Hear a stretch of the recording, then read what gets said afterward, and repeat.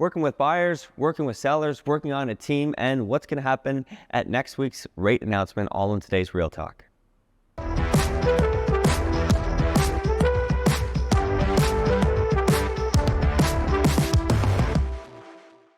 Today, we have the wonderful Ashley McCaskey. Thanks for coming on, Ashley. Hi, thank you for having me. So you've been with the team, Ashley, since about 2019, so a few years now. Yeah. And I want to talk to you a little bit about your experience so far with the team and a little bit in real estate. Mostly because you started primarily working with buyers, and then more recently you've pivoted and are focusing more on working with sellers and on the listing side of things. So I wanted to pick your brain and see what the main differences are. Like, what is it like working with buyers, and what is the contrast to that working with sellers? I mean, so working with buyers, you're definitely out on the road a lot more. I also find that you actually build really good relationships with your buyer clients. You have more time to kind of get to know them. You spend a lot more time with them. Right. So that I really do enjoy working with buyers for that reason. Yeah, many times you're spending more time with your buyer clients than you are with your family in a given week. Yeah, and especially, in the market last year and the year before that we had, it was definitely, you were seeing, 10 to 20 homes sometimes. Sure. And, yeah, more. you're spending hours out of a day with your clients. So you really got to know them and what they like and a lot about their family.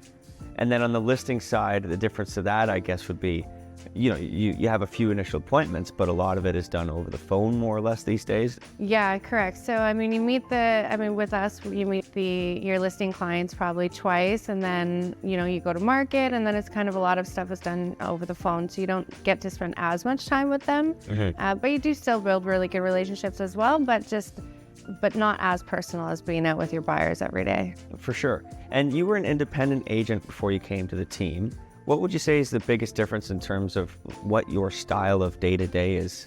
Structure. Okay. So, when I was independent for, I believe, 2 years or so prior to joining the team. And you kind of work at your own pace. At least now the team kind of offers that structure as well as the accountability. So if you're not doing something, you have somebody there, telling you to do it, basically, and keeping watch on what you're doing, and it gives you a schedule and a structure to your business. Schedule and a structure, and helps keep things consistent so that you don't have those dry spells maybe sometimes, or maybe not as bad as you might have when you're an independent. Yeah, and during the dry spells, they keep you busy doing other things. You have meetings, and you have other functions to attend, so it's. You're not just sitting at home doing nothing, you're still working and, building your business.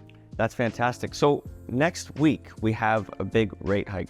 No, not rate hike, rate announcement, shouldn't say that. What is your read? I think that's happening on the 7th. Where do you think things are going? Are they going to announce a drop? Are they going to announce an increase? Is nothing going to happen? You know what? I have no idea. Your guess is as good as mine. Based on the last change that they made, they held the rate, so that was really good, and I think that's positive news. So I'm hoping that they either hold the rate or drop it again. So yeah, fingers crossed they drop it. Yeah, fingers crossed they drop it. The consensus is, I've spoken to mortgage brokers that think it's going up. I've spoken to them who think it's going down. Yeah. It doesn't seem to have any general idea of where it's heading next week. So we will see. Yeah, we will see. Fantastic. Well, thank you very much for coming on today, Ashley. Thanks for having me. Awesome.